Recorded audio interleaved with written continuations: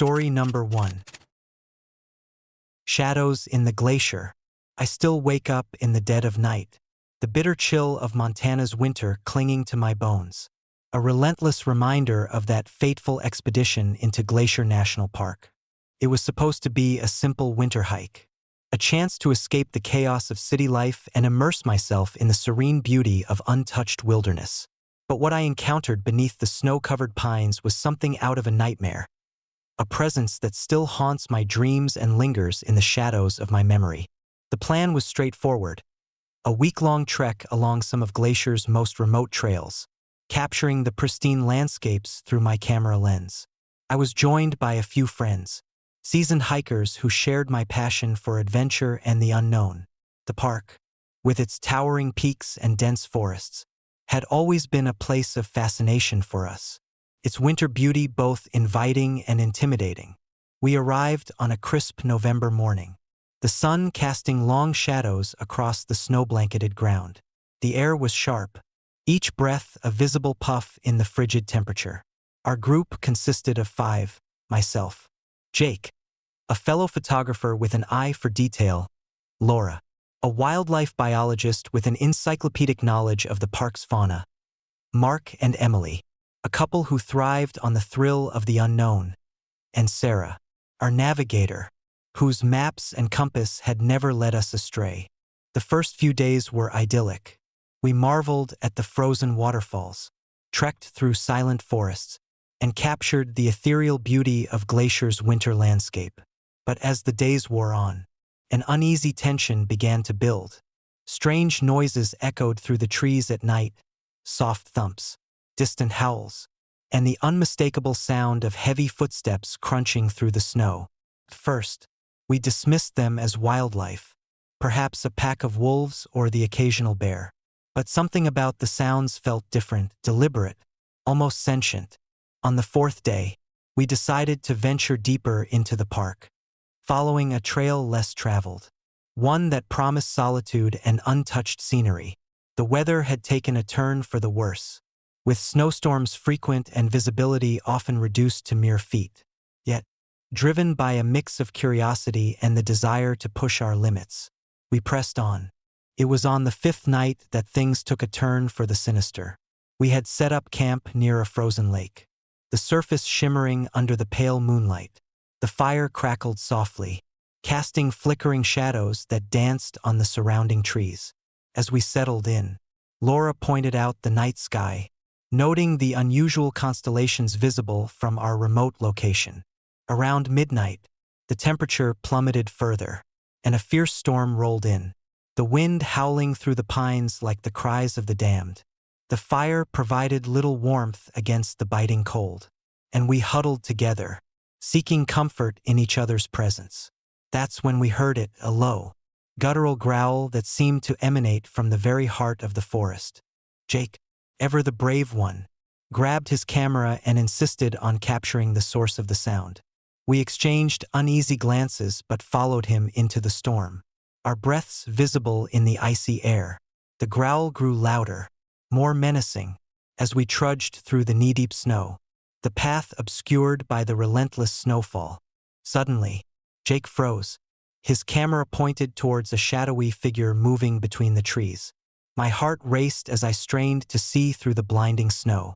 There it was, a towering silhouette, covered in thick fur, its eyes gleaming with an otherworldly intelligence. It moved with an unnatural grace, each step deliberate and silent despite its size. Mark whispered something about Bigfoot, trying to rationalize the apparition, but his voice quivered with fear.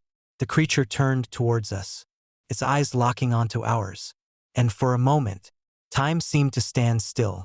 Then, with a speed that belied its massive frame, it vanished into the storm, leaving us breathless and terrified. We retreated to the campsite, our nerves frayed and our minds reeling from the encounter. That night, sleep eluded us as we huddled together. The image of those piercing eyes burned into our minds. The storm raged on, and the forest seemed to close in around us, every shadow a potential threat, every sound a harbinger of doom. The next morning, the storm had subsided, leaving us stark, white silence in its wake.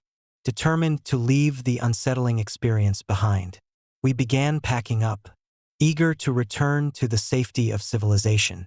But as we followed the trail back, we realized we were lost. The snow had buried the markers we had placed the previous day, and the storm had altered the landscape, making familiar landmarks unrecognizable. Panic set in as the realization of our predicament sank in. Days turned into nights, and our supplies dwindled rapidly. The forest, once a place of beauty, now felt like a malevolent entity, determined to keep us within its icy grip. The strange noises persisted, and the sense of being watched never left us. Desperation drove us to search for any sign of the trail, but it was as if the forest was actively working against us, leading us in circles, deeper into its labyrinthine depths. One evening, as the sun dipped below the horizon, casting long shadows across the snow, Sarah suggested we seek shelter near an old ranger station rumored to be abandoned years ago. The idea was met with hesitation, but the allure of potential safety was too great to ignore. We trudged through the snow, the cold numbing our fingers and toes, until the dilapidated structure came into view, a relic of a bygone era, its windows shattered and doors hanging ajar. Inside, the air was thick with dust and the scent of decay. We lit a makeshift fire in the old stove, trying to thaw our frozen limbs. As we huddled together, the wind howled outside, and the storm returned with a vengeance, rattling the windows and shaking the walls. That night, we heard it again, the guttural growl, closer this time, reverberating through the ranger station like an ominous warning. Emily, the most sensitive of us, claimed to see shadows moving just beyond the broken windows, figures lurking in the darkness, watching us with unseen eyes. We dismissed her fears as stress-induced hallucinations, but the tension between us grew palpable, fracturing our camaraderie with whispers of blame and fear. On the sixth day, our situation became dire. Our food reserves were nearly depleted, and the cold was relentless, sapping our strength and willpower. Desperate for a way out, we decided to make a final push towards the southern trail, hoping to find our way back to the main park roads. Armed with determination and the last of our dwindling supplies, we set out, the storm still raging around us, turning the forest into a nightmarish maze of snow and shadows. As we trekked through the blinding blizzard, the creature reappeared, its form barely discernible through the swirling snow. It followed us, a silent predator tracking our every move, its presence a constant reminder of the forest's dark secrets. Exhausted and on the brink of collapse, we stumbled upon a frozen river, the ice thin and treacherous. Without hesitation, we crossed, the cold seeping into our bones, our limbs numb and unresponsive. Halfway across, a blinding flash of light illuminated the sky, and the creature stood before us, more menacing than ever. Its eyes burned with an unholy fire, and a low, haunting growl echoed through the storm. We froze, paralyzed by fear, as it advanced towards us, each step deliberate and filled with intent. In that moment, the true horror of Glacier National Park revealed itself, a guardian of the wilderness, a spectral beast bound to protect its domain, ensuring that no trespassers would ever leave. Panic surged through me as I turned to run, but the snow had deepened, slowing my escape. I glanced back to see my friends either paralyzed with fear or already being overtaken by the relentless creature. The air grew thick with a suffocating dread, and the shadows seemed to close in, the forest itself conspiring to trap us within its icy embrace. Summoning every ounce of strength, I pushed forward, the cold biting into my flesh, my lungs burning with each desperate breath. The creature loomed behind me, its presence a dark specter in the storm. Just as I felt its icy grip reaching out to claim me, a blinding light enveloped me, the storm suddenly ceasing as if the forest had held its breath. When I opened my eyes, the snow had stopped falling, and the sun broke through the clouds, casting a warm glow over the pristine landscape. I found myself standing at the edge of the park, the main trail stretching out before me, untouched and serene. Weak and shivering, I made my way to the nearest ranger station, where a search party had finally located me, exhausted and on the brink of collapse. The search for my friends was swift but unsuccessful. No trace of them was ever found, their disappearance remaining one of Glacier's darkest mysteries. The authorities dismissed my story as a hallucination brought on by extreme conditions and fear. But I knew the truth: we had encountered something beyond our understanding. A malevolent force that guarded the wilderness with an unyielding ferocity. Years have passed since that harrowing winter, but the memory of those dark days remains vivid. A constant reminder of the thin line between adventure and nightmare. I often find myself drawn back to Glacier, the allure of the mountains calling to me like a siren's song. But I heed the warning of my past, respecting the boundaries that hold the shadows at bay. Sometimes, on quiet evenings, I swear I can hear the distant growls of that spectral guardian, a haunting reminder that some places are better left untouched. Glacier National Park holds secrets that defy explanation, its ancient spirits and mysterious creatures waiting for the next soul brave, or foolish, enough to seek their hidden truths. If you ever find yourself wandering those vast, untamed woods, remember my story. Respect the land and the legends it guards. For in the heart of Glacier, the shadows never truly fade, and the spirits are ever watchful, ready to claim those who dare to venture too far into the unknown. Story number 2. Whispers of Yosemite. I still wake up in the dead of night, drenched in sweat, the lingering scent of pine and something unnameable clinging to my clothes. It's been years since that summer in 1981, but the memory of Stacy Aris's disappearance haunts me as vividly as the day it happened. This is my story, a tale of friendship, loss, and the dark secrets that Yosemite National Park holds beneath its majestic facade.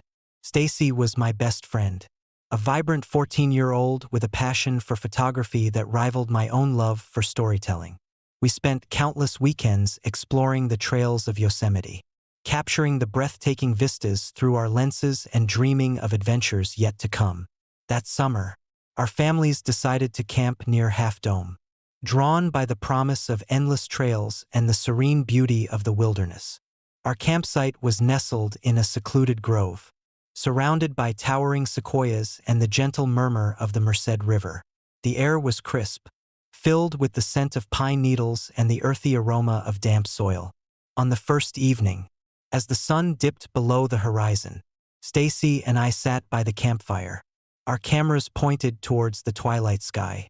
"Let's go out and shoot the stars tonight," Stacy suggested, her eyes sparkling with excitement. "I heard there's a great spot by the Sentinel Bridge." I hesitated. The trail to Sentinel Bridge was notorious for its rugged terrain and dense underbrush, but Stacy's enthusiasm was contagious. "All right, let's do it," I agreed. Packing my camera and flashlight, we set out under a canopy of stars, the path illuminated by the soft glow of our flashlights. The night was unusually quiet, the usual chorus of nocturnal creatures absent. As we trudged through the thick foliage, a sense of unease settled over me, but Stacy's laughter and chatter kept my fears at bay. After what felt like hours, we reached the bridge. The sight was breathtaking. Half Dome reflected perfectly in the still waters below, the moon casting a silver sheen over the landscape. We set up our cameras, capturing the ethereal beauty of the scene. As we worked, Stacy noticed something odd. "Do you see that?" she whispered, pointing towards the edge of the bridge. At first, I thought she was referring to a reflection or perhaps a trick of the light. But then I saw it, a figure standing alone, barely visible in the darkness. "Who's there?" I called out, my voice wavering. The figure didn't respond. Instead, it began to move, slowly turning to face us. My heart pounded in my chest as the figure stepped forward, revealing itself to be a woman dressed in vintage hiking gear, her eyes hollow and empty. "Who are you?" Stacy demanded, her voice steadier than mine. The woman didn't speak. She simply stared at us, an unsettling silence enveloping the night. Suddenly, the air grew colder, and a thick fog rolled in, obscuring our vision. Panic surged through me as Stacy grabbed my arm, pulling me back towards the trail. "We need to go," she urged, her voice barely audible over the howling wind that seemed to emanate from the very depths of the forest. We turned to flee, but the trail had vanished, swallowed by the encroaching fog. The woman began to move towards us again, her presence growing more menacing with each step. Shadows danced at the edges of our vision, and whispers filled the air, indistinct voices that seemed to come from nowhere and everywhere at once. "Stay with us," the woman's silence screamed, her eyes pleading yet filled with sorrow. Desperate, we stumbled through the fog, branches clawing at our faces and bodies. The forest seemed alive, its ancient trees whispering secrets we couldn't comprehend. Time lost all meaning as we ran, the landscape shifting and twisting around us, leading us deeper into the heart of Yosemite's darkened wilderness. Hours passed, or was it days, before we finally broke through the fog, collapsing on the forest floor. Exhausted and terrified, the morning sun pierced through the canopy, revealing the familiar trails and landmarks. Relief washed over us, but the memory of the night's horrors lingered like a persistent shadow. We made our way back to the campsite, only to find it empty. Our families had been searching for us since the previous night, their worried voices echoing through the trees. Stacy and I struggled to explain what we had seen, but our words felt inadequate, as if the truth was too horrifying to articulate.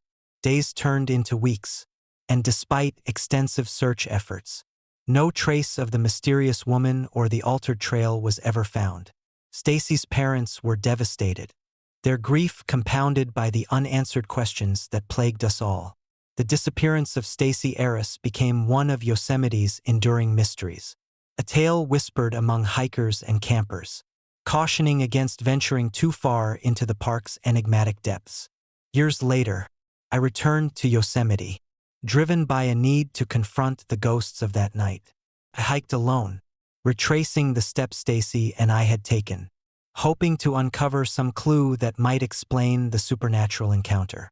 The forest greeted me with its usual beauty, but an undercurrent of tension thrummed through the air, as if the woods were aware of my presence. As dusk fell, I found myself near Sentinel Bridge once more. The moon cast a silvery glow over the landscape, and I set up my camera, determined to capture the night's serenity. Hours passed in peaceful solitude, until I heard it, the faintest whisper on the wind, a familiar voice that sent chills down my spine. "Stay with us." I froze, my heart racing as I scanned the surroundings. The fog began to rise, mirroring the night of Stacy's disappearance. And there she was, a spectral figure standing by the bridge, her eyes hollow and sorrowful. "Stacy," I whispered, tears welling in my eyes. "What happened to you?" She reached out a translucent hand, her touch cold and lifeless. I tried to move, but an invisible force held me in place, the whispers growing louder, more insistent.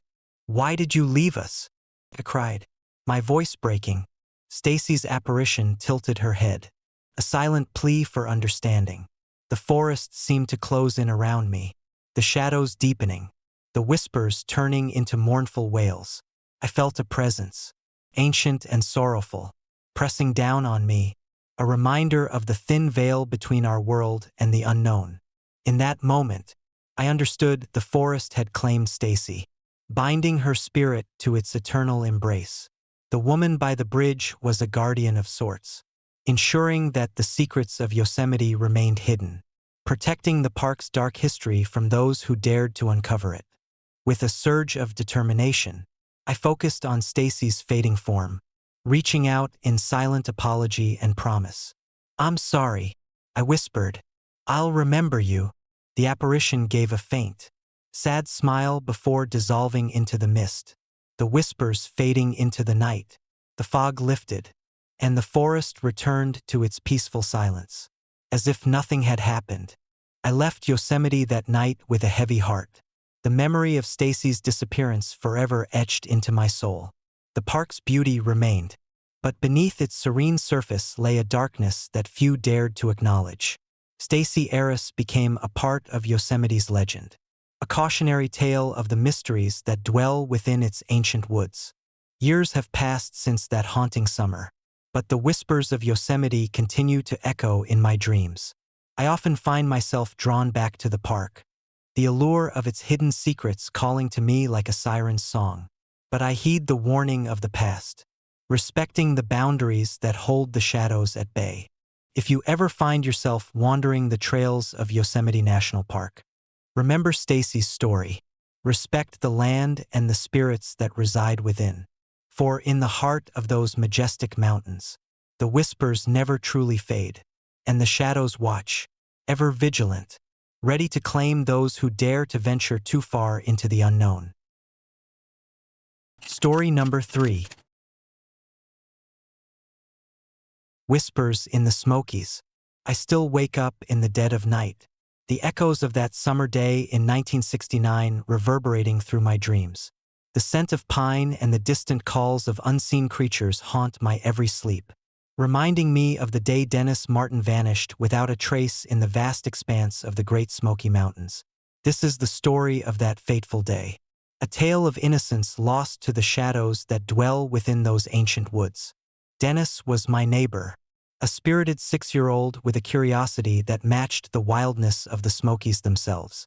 We spent countless afternoons exploring the trails, our laughter mingling with the rustling leaves and the gentle babble of mountain streams. That summer, the park was more inviting than ever, the sun casting golden hues over the emerald canopy, making it the perfect playground for our adventures. It was late June when Dennis decided to venture deeper into the forest than we ever had before. The trail we knew seemed to disappear, swallowed by the dense underbrush and towering trees that loomed like silent sentinels. Dennis, ever the explorer, pointed out a narrow path concealed by hanging moss and fallen branches. "Come on, Mike," he urged, his eyes sparkling with excitement. "Let's see where it leads." I hesitated, the unease creeping up my spine like the creeping vines around us. But Dennis's enthusiasm was infectious, and before I knew it, we were pushing through the thick foliage, the sounds of the park fading behind us. The path narrowed, the air growing cooler and heavier with each step. Shadows danced at the edges of my vision, and an inexplicable feeling of being watched settled over me. We reached a small clearing, the sunlight filtering through the canopy in scattered beams. In the center stood an old, weathered sign that read Whispering Pines Trail. Neither of us had heard of it before, but Dennis was undeterred. "This is it, Mike. Let's go further." As we continued, the forest seemed to change around us. The trees grew denser, their branches intertwining to form a natural archway that obscured the sky. The air was thick with the scent of earth and something else, something metallic and foreboding. Dennis skipped ahead, his small frame barely noticeable amidst the towering giants. Suddenly, the ground beneath our feet gave way slightly, a soft, sinking sensation that made me stumble. I looked down to see the path transforming, the solid earth rippling like water. Panic surged through me as I realized we were sinking, swallowed by the very ground we had tread so confidently. "Dennis!" I cried out, reaching for him, but his small hand slipped through mine as if he were made of smoke. His laughter echoed around me, distorted and distant, swallowed by the shifting earth. I tried to pull him back, but the forest seemed to close in, the trees whispering secrets I couldn't understand. The world around me blurred, colors melting into darkness as I was pulled deeper into the abyss. I felt a coldness envelop me, the temperature dropping rapidly as the light faded. The whispers grew louder, voices overlapping in a cacophony of fear and sorrow.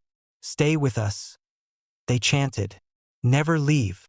I fought against the pull, desperate to break free, but the forest held me tight, its grip unrelenting. Images flashed before my eyes, faces twisted in agony, hands reaching out from the darkness, eyes hollow with despair. Dennis's voice called out to me, his plea echoing in my mind. "Help me, Mike." Suddenly, I was thrust into a void, a realm where time and space held no meaning. The darkness was complete, oppressive, suffocating. In the distance, a faint light flickered, the only beacon in the endless night. I staggered towards it, every step heavy with the weight of unseen forces. As I drew closer, the light took shape, a dimly lit room, walls adorned with old photographs and memorabilia from past visitors. Felt both familiar and alien, a place frozen in time. In the center stood Dennis, his small form illuminated by the soft glow. His eyes, once full of life, were now vacant, staring into nothingness. "Dennis," I whispered, my voice trembling. "Please, come back." He turned to me, a hollow smile on his face. "The forest keeps us," he said, his voice a mere echo. "We belong here now." Tears streamed down my face as I reached out to him, but my hand met only air. The room began to shift, the walls closing in, the light dimming until it was nothing but darkness once more. The whispers intensified, their voices merging into a single, unending chant. "Stay with us. Never leave." I felt myself being pulled again, the force more powerful than before. The last thing I saw was Dennis's empty gaze, his figure dissolving into the darkness as I was swallowed by the void. When I awoke, I was lying on the forest floor, the morning sun piercing through the canopy above. My body ached, and my clothes were torn and muddy, but there was no sign of Dennis or the Whispering Pines trail. I stood up, heart pounding, and looked around. The familiar trails of the park stretched out before me, the shadows of the night replaced by the bright light of day. I stumbled back to town, the memory of what happened clawing at my mind. The search for Dennis was swift and exhaustive, but no trace of him was ever found. The park rangers dismissed my story as a hallucination, product of panic and fear. But I knew the truth: the forest had claimed another soul, and Dennis was lost to the shadows that dwell within the Great Smoky Mountains. Years have passed since that harrowing day, but the memory remains vivid, a constant reminder of the thin veil between our world and the unknown. I often find myself drawn back to the park, the allure of the wilderness calling to me like a siren's song. But I heed the warning of my past, respecting the boundaries that hold the shadows at bay. Sometimes, on quiet evenings, I swear I can hear Dennis's laughter carried by the wind, a haunting reminder that some places are better left unexplored. The Great Smoky Mountains hold secrets that defy understanding, their ancient spirits waiting for the next soul brave or foolish enough to seek their hidden truths. If you ever find yourself wandering those vast, untamed woods, remember Dennis's story. Respect the land and the mysteries it guards. For in the heart of the forest, the whispers never truly fade, and the shadows are ever watchful, ready to claim those who dare to venture too far into the unknown. Story number 4. Stolen Shadows. I still wake up in the dead of night, the echoes of that October hunt in Wyoming reverberating through my dreams. It's been decades since Carl Higdon disappeared, but the memory clings to me like a shadow that never quite lets go. This is the story of that chilling autumn in '74, a tale of darkness, mystery, and the unknown that lurks just beyond the veil of our understanding. Carl was more than just a friend. He was my brother in arms. We'd spent countless weekends navigating the rugged terrains of Wyoming, the thrill of the hunt binding us together. Carl had a knack for tracking, an almost supernatural ability to read the signs the wilderness left behind. But that October, something was different. The air was crisper, the nights longer, and an unspoken tension hung over our usual camaraderie. We set out early one morning, the sun barely peeking over the horizon, casting long shadows across the landscape. Our target was a lone elk that had eluded us for weeks, his tracks leading deeper into the forest than we'd ever ventured before. The terrain was rough, the trees dense, and the path barely visible beneath the thick layer of fallen leaves. As the day progressed, the forest seemed to grow quieter, the usual chorus of birds and rustling leaves replaced by an oppressive silence that pressed down on us. By late afternoon, we found ourselves at the edge of a secluded clearing, the elk nowhere in sight. Carl was meticulous, his eyes scanning every nook and cranny for signs of our quarry. "He's out there somewhere," he said, his voice steady despite the growing unease. We set up a temporary camp, the fading light casting eerie shadows that danced around us. As night fell, the temperature dropped sharply, the chill biting into our bones. We built a fire, the flames flickering and casting long, wavering shadows that seemed to move with a life of their own. Carl was restless, his usual calm demeanor giving way to a palpable tension. "I have a bad feeling about this," he muttered, eyes fixed on the darkened woods surrounding us.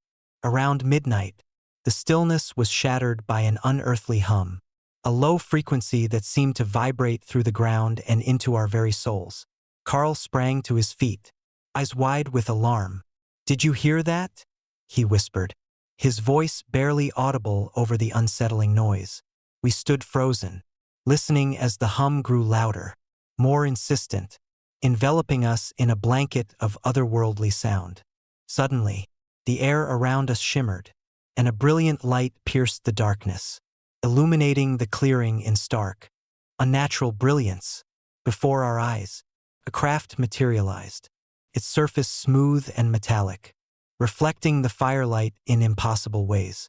Carl's face was pale, fear etched into every line. "We need to get out of here," he urged, grabbing my arm and pulling me towards the woods. But the forest seemed to close in around us, the trees twisting and contorting into grotesque shapes that blocked our path.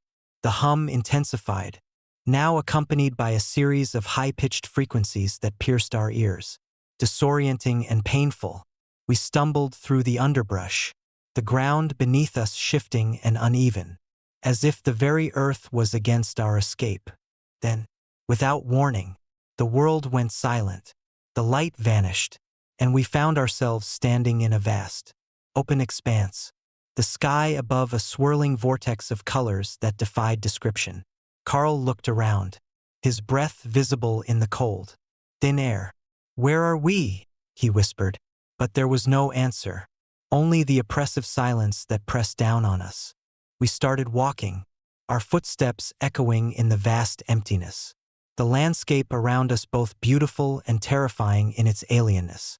Strange flora dotted the horizon, plants with luminescent petals and leaves that seemed to pulse with an inner light. As we moved forward, the ground beneath us began to shift, the path twisting and turning in impossible ways, leading us deeper into the unknown. Hours, or perhaps days, passed in this surreal realm. Time lost all meaning as we wandered through landscapes that defied the laws of nature. Carl was determined to find a way back, his resilience unwavering despite the mounting fear. But the more we searched, the more the environment seemed to change, the paths leading us in circles, trapping us in an endless loop of confusion and despair. One night, or what felt like night, we stumbled upon a structure that stood in stark contrast to the natural beauty around it. A monolith of black stone, smooth and featureless, rising from the ground like a sentinel. Carl approached it cautiously, his hand reaching out to touch the cold surface. As his fingers made contact, a surge of energy coursed through him, and the world around us began to distort once more. Light and shadow twisted together, forming shapes that danced and flickered at the edges of our vision. Voices echoed in our minds, whispers of forgotten memories and ancient secrets that threatened to overwhelm us. Carl's grip on my arm tightened, his eyes glazed with a mix of fear and determination. "We have to keep moving," he insisted, but his voice lacked its usual strength. Then, as abruptly as it had begun, the distortion ceased. We found ourselves back in the clearing, the fire still burning, the night sky calm and silent once more. Carl was gone. Panic surged through me as I called his name, but there was no response, only the lingering echo of that unearthly hum that seemed to fade into the distance. I searched the clearing frantically, but there was no sign of him, no footprints. No discarded gear. Nothing to suggest his whereabouts. It was as if he had simply vanished into thin air, swallowed by the very forest that had once been our sanctuary. Desperate and alone, I made my way back through the woods, the oppressive silence now a torment that gnawed at my sanity. The journey back was a blur of fear and confusion, the landscape familiar yet changed, as if the forest had shifted to prevent my escape. Every rustle of leaves, every snap of a twig heightened my anxiety, the memory of Carl's disappearance haunting my every step. When I finally emerged from the woods, the first light of dawn casting long shadows across the terrain, I was met with an empty camp, the fire reduced to ashes and the signs of our presence erased as if we had never been there. Authorities searched for Carl for weeks, but all they found was the abandoned campsite and the lingering questions that no one could answer. Carl's story became a local legend, a cautionary tale of the mysteries that lie hidden within the wilderness. Stories that defy explanation and challenge our understanding of reality. Years have passed since that fateful hunt, but the memories remain vivid, a constant reminder of the thin line between the known and the unknown. I still wake up in the dead of night, the echoes of that October hunt reverberating through my dreams, the unanswered questions lingering like shadows that refuse to fade. Carl Higdon's disappearance remains an enigma, a haunting mystery that serves as a testament to the untamed forces that dwell beyond our comprehension. If you ever find yourself wandering the vast expanses of Wyoming's wilderness, heed this warning. Respect the land and the secrets it holds. For in the stillness of the night, amidst the rustling leaves and the whispering winds, the echoes of the unknown await, ready to claim those who dare to uncover their hidden truths. Carl's story is a chilling reminder that some mysteries are best left unexplored, their shadows stretching far beyond the limits of our understanding, forever entwined with the darkness that lies just beyond the edge of the familiar. Story number 5. Shadows over Bennington. I still wake up in the dead of night, the chill of Vermont's mountains seeping into my bones, reminding me of that autumn in '46 when Paula Weldon vanished without a trace.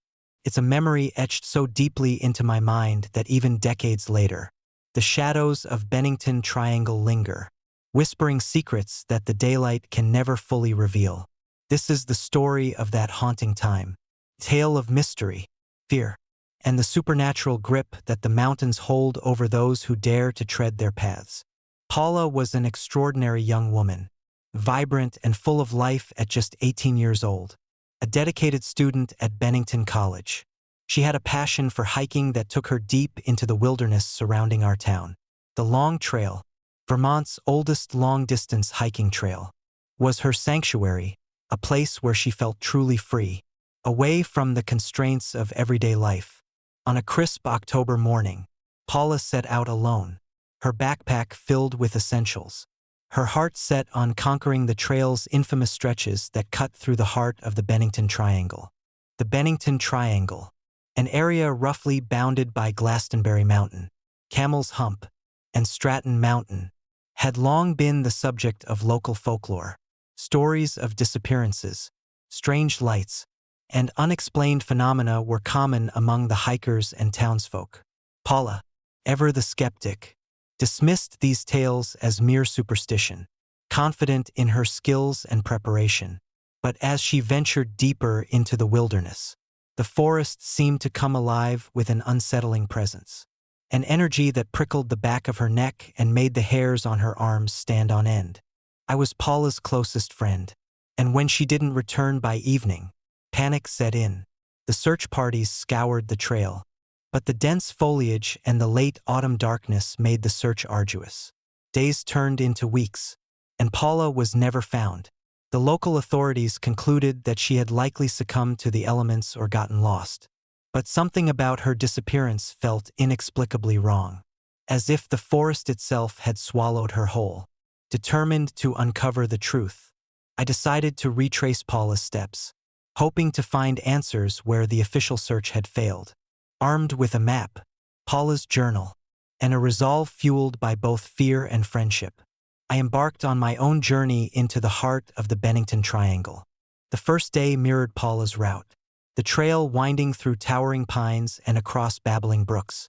The air was crisp, filled with the scent of pine needles and the earthy aroma of fallen leaves. As night fell, I set up camp, the sounds of the forest both comforting and eerie in their familiarity. But as the days progressed, the trail began to deviate from the map, as if the forest was trying to confuse me, leading me deeper into its labyrinthine depths. Nights were the hardest. The darkness seemed to pulse with an unseen presence, and the whispers of the wind carried voices that weren't there. I often found myself staring into the shadows, seeing fleeting glimpses of figures just beyond the reach of my flashlight. Paula's journal spoke of similar experiences, visions of ghostly apparitions and feelings of being watched. It was clear that whatever Paula encountered, it was more than just the harshness of the wilderness. One evening, as the sun dipped below the horizon, casting long, sinister shadows across the trail, I stumbled upon an old, abandoned campsite. The remnants of a fire pit and scattered belongings hinted that someone had been here recently. Among the debris, I found Paula's scarf, still intact, as if she had left in a hurry. My heart raced, the realization that I might be closer to the truth driving me onward despite the growing sense of dread. As I ventured further, the forest grew denser, the trees intertwining to form a canopy that blocked out the moonlight. The path became less distinct, and the air thickened with an oppressive silence. I could feel the weight of unseen eyes upon me, the forest's ancient spirits watching my every move. The temperature plummeted, frost forming on my gear, making each step a struggle against the biting cold. Then, in the dead of night, I heard it, a soft, melodic humming that seemed to emanate from the very earth beneath my feet. It was hauntingly beautiful, yet filled with an undeniable sorrow. Following the sound, I found myself at the edge of a secluded clearing, illuminated by an unnatural, ethereal glow. In the center stood a circle of stones, each one etched with symbols that pulsed with a faint, otherworldly light. Within the circle, the air shimmered, and the humming grew louder, resonating within my very soul. Suddenly, the shadows around me twisted and morphed into ghostly figures, their translucent forms flickering like candlelight. Paula stood among them, her eyes hollow, her presence both familiar and terrifying. "Why did you come?" she whispered, her voice echoing with the voices of countless lost souls. I reached out, desperate to touch her, but my hand passed through her as if she were made of mist. "Paula, I'm here to find you," pleaded, my voice trembling. "Please, tell me what happened." Her form flickered, and the other spirits turned their hollow gazes upon me. "The forest takes what it is owed," Paula replied, her eyes reflecting an endless void. "Once you enter the Bennington Triangle with a purpose, it demands a price. We are bound to its will, trapped in an eternal cycle of loss and despair."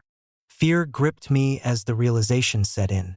The Bennington Triangle wasn't just a place of natural danger, but a sentient entity that fed on the souls of those who dared to seek its secrets. There must be a way to break free, I insisted, desperation fueling my determination. The spirits began to swirl around me, their whispers growing louder, forming a cacophony of anguish and sorrow. "There is no escape," they chorused. "The forest remembers, and it never forgets. Every soul that enters leaves a part of itself behind." Panic surged through me as the ground beneath my feet began to tremble, the trees swaying violently as if caught in a tempest. The ethereal glow faded, plunging the clearing into darkness. I stumbled, my breath coming in ragged gasps, the oppressive weight of the forest pressing down on me. "Please, Paula," I cried out. "Help me." In that moment, a surge of determination replaced my fear. I refused to become another lost soul to the Bennington Triangle.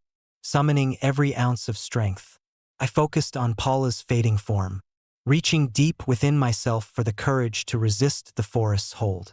"I won't let you stay here," I declared, my voice unwavering despite the chaos around me. A brilliant flash of light enveloped the clearing, the spirits recoiling as if struck by an invisible force. The ground steadied, and the oppressive silence lifted, replaced by the gentle sounds of the forest waking with the dawn.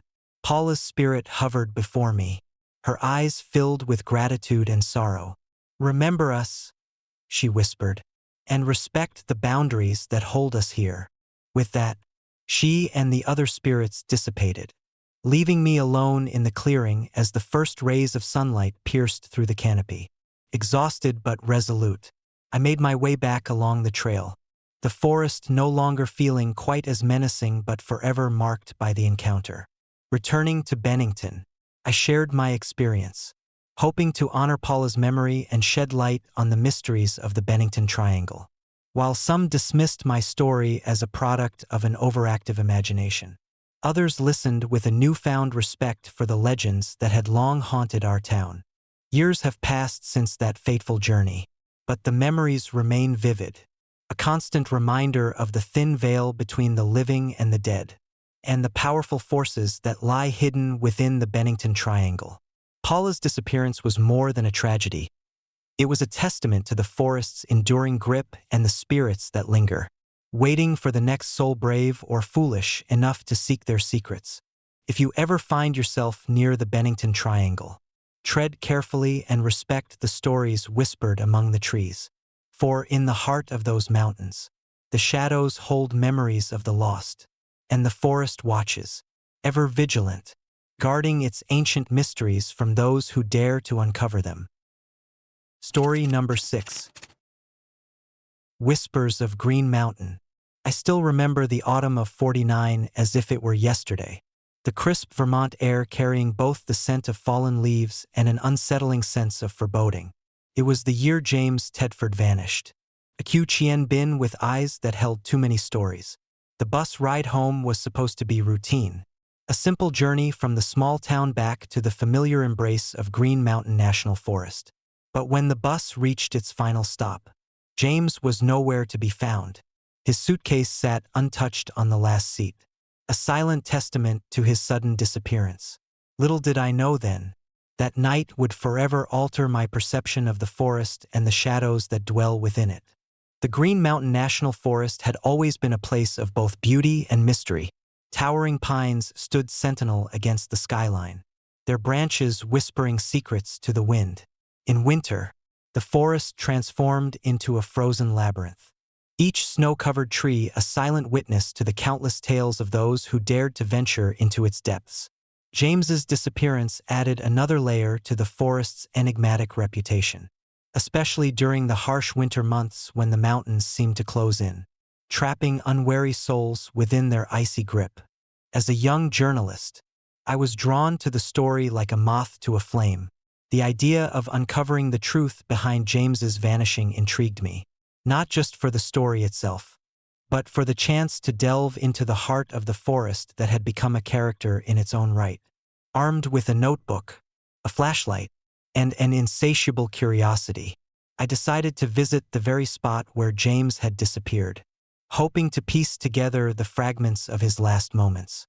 The bus ride that brought me to the edge of Green Mountain was uneventful, the landscape passing by in a blur of autumn hues. As the bus rolled to a stop, the driver gave a tired smile and a nod, a silent farewell to the passengers disembarking into the twilight. I stepped off, the chill evening air enveloping me, and began the short hike into the forest. The path was barely visible, overgrown with fallen leaves and edged by thick underbrush. The sun was setting, casting long shadows that danced eerily among the trees. I reached the spot where James had vanished by dusk, the suitcase still visible from the bus stop. It lay abandoned, as if waiting for its owner to return. My heart pounded with a mix of excitement and unease. What could have happened to him? I began to explore the area, every step crunching on the frosty ground, my flashlight piercing the growing darkness. The forest felt alive, the trees towering above me, their branches like skeletal fingers reaching out into the night. As night fully descended, the temperature plummeted, and a thick fog began to roll in, muffling sounds and distorting the landscape. I set up a small camp near the bus stop, hoping to spend the night and continue my investigation with the morning light. The forest was eerily silent, save for the occasional rustle of leaves and the distant call of an owl. I sat by my small fire, the flames flickering and casting grotesque shadows that seemed to move with a life of their own. Sleep was elusive that night. Every snap of a twig or rustle of leaves set my nerves on edge. I kept thinking about James, imagining the fear that must have gripped him as he realized he was alone in this vast, unforgiving wilderness. My mind wandered to the local legends, stories of lost souls wandering the forest, unable to find their way out, their cries echoing through the trees. In the dead of night, a faint sound jolted me awake, a soft, mournful whisper carried by the wind. It was indistinct, like someone calling my name from a great distance. My heart raced as I strained to listen, the whispers growing louder, more insistent. I grabbed my flashlight and stepped into the fog, the beam cutting through the thick mist. The whispers seemed to come from all around me, a chorus of lost voices pleading for help. I followed the sound, my footsteps hesitant and slow.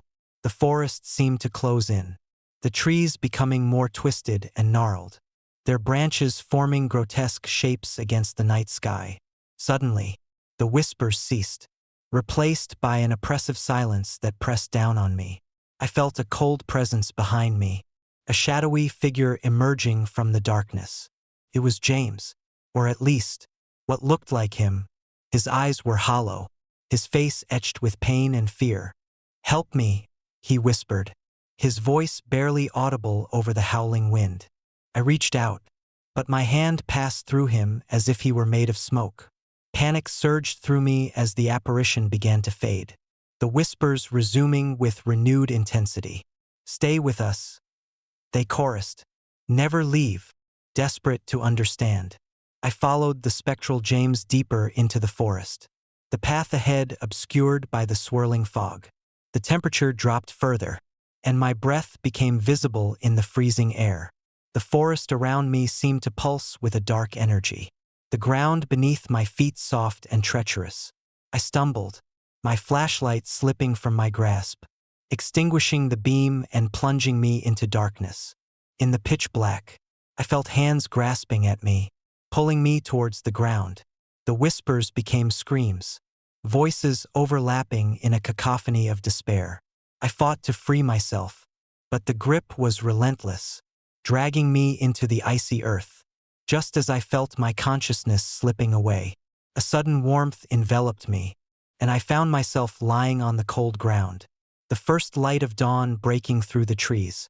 Shaken but alive, I made my way back to the bus stop, the suitcase still there, untouched.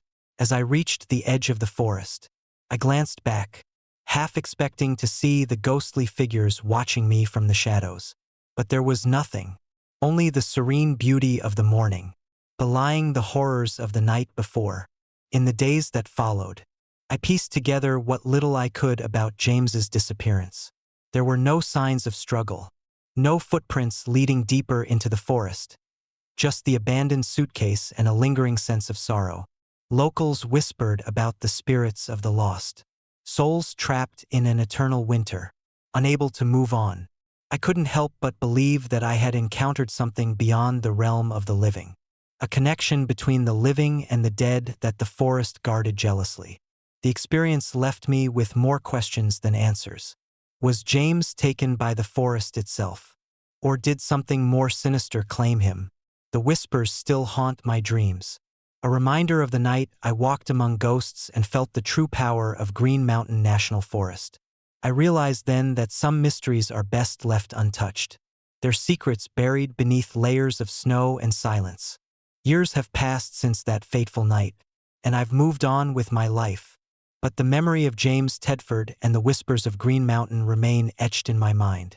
Sometimes, when the wind howls just right, I swear I can hear those lost voices, calling out from the shadows, forever bound to the forest that never forgets. If you ever find yourself near Green Mountain National Forest, heed this warning. Respect the land and the stories it holds. For in the stillness of the woods, amidst the rustling leaves and the biting cold, the echoes of the past are ever present, waiting for those who dare to listen. Story number 7. Echoes in the Sierra. I still wake up in the dead of night, drenched in sweat, haunted by the memories of that unforgiving winter in the Sierra Nevada. It's been decades since I first heard the whispers of the Donner Party tragedy. But something drew me to those cursed mountains. Pull I can't fully explain. Maybe it was the allure of uncovering the truth, or perhaps the desperate need to confront my own demons. Whatever it was, I found myself standing at the edge of the same wilderness where 87 souls ventured with dreams of a new life. Only 48 emerged, forever changed by the horrors they endured. The journey began like any other.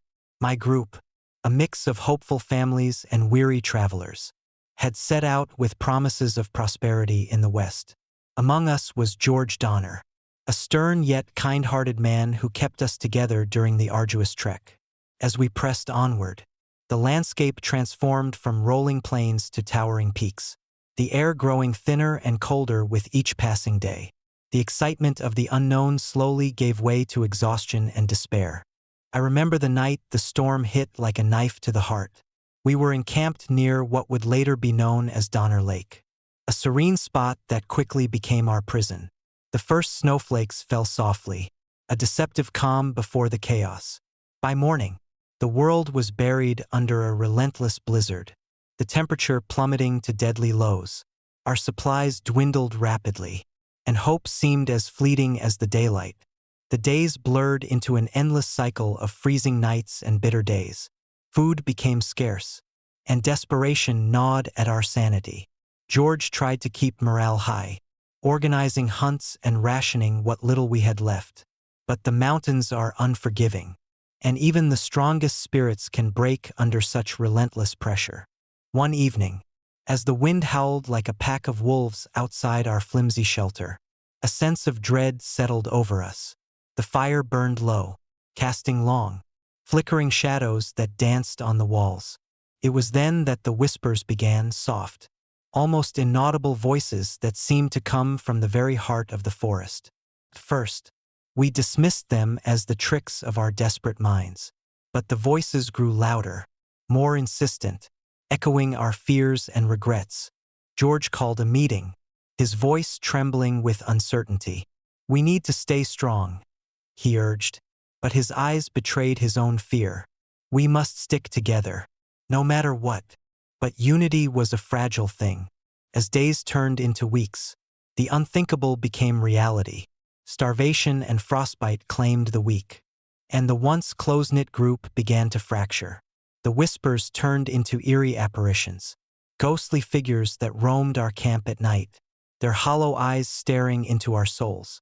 They were the lost souls of those who had perished before us, their restless spirits trapped in an eternal winter. One night, the apparitions became more aggressive. I watched in horror as George, driven mad by hunger and fear, led a group to hunt one of our own. The air was thick with tension as we realized the true extent of our predicament.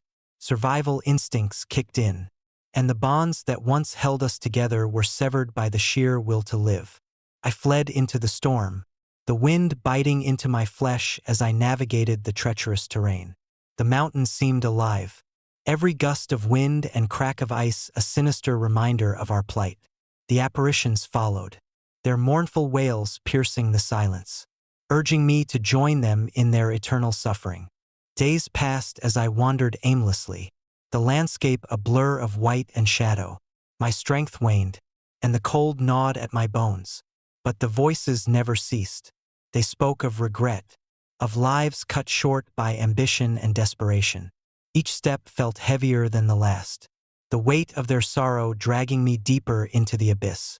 Then, one night, I stumbled upon an old, abandoned cabin. It stood as a silent sentinel amidst the wilderness, its windows shattered and doors hanging ajar. Inside, remnants of past lives lay scattered, a tattered blanket, a rusted lantern, and a journal with pages yellowed by time. As I leafed through the entries, the truth of our suffering unfolded before me. The Donner Party had been consumed by their own desperation, their humanity stripped away by the merciless mountain. Suddenly, the apparitions materialized around me, their presence suffocating. George stood at the forefront, his eyes empty yet filled with anguish. "You cannot escape," he whispered, his voice echoing through the cabin. "You are one of us now." Panic surged through me as I backed away, tripping over debris and falling to the cold, hard floor. The spirits closed in, their touch icy and lifeless. I felt my consciousness slipping, the line between reality and nightmare blurring. In that moment, I understood the true horror of the Sierra Nevada, not just the physical torment, but the eternal suffering of souls lost to their own desperation. With a surge of adrenaline, I forced myself to stand, ignoring the pain and exhaustion that threatened to consume me. "I won't join you," I declared, my voice barely audible over the howling wind. "I will survive." The apparitions recoiled, their mournful expressions shifting to one of sorrow and acceptance. The cabin seemed to shake, the very foundations of the mountain responding to my defiance. With a final, haunting wail, the spirits dissipated into the night, leaving me alone in the silent wilderness. Exhausted and on the brink of collapse, I navigated my way back through the storm, guided by a flicker of hope amidst the desolation. The mountain, though still formidable, no longer felt as malevolent. I emerged from the wilderness with scars both physical and psychological, forever marked by the echoes of those who had perished before me. Years later, the memories still linger, a constant reminder of the thin line between survival and damnation. I share this story not just as a recounting of history, but as a warning to those who dare to challenge the unforgiving embrace of the Sierra Nevada. The mountains hold secrets that go beyond mere survival. They harbor the restless spirits of the damned, waiting for the next soul to join their eternal winter. As I sit by the fire, the flames casting long shadows on the walls, I can still hear their whispers, a chilling reminder that some tragedies never truly end. They linger in the cold, silent nights, echoing through the pines, reminding us of the darkness that lies within and the thin veil that separates us from the horrors that await in the wilderness. If you ever find yourself drawn to the Sierra Nevada, heed this tale. Respect the land and the spirits that reside within. For the mountains remember every soul that dares to tread their paths. The Donner Party's tragedy is not just a chapter in history, but a living nightmare that continues to haunt those who seek to uncover its secrets. Remember, some places are better left untouched, their stories whispered only among the winds and the restless spirits that roam beneath the snow-covered peaks.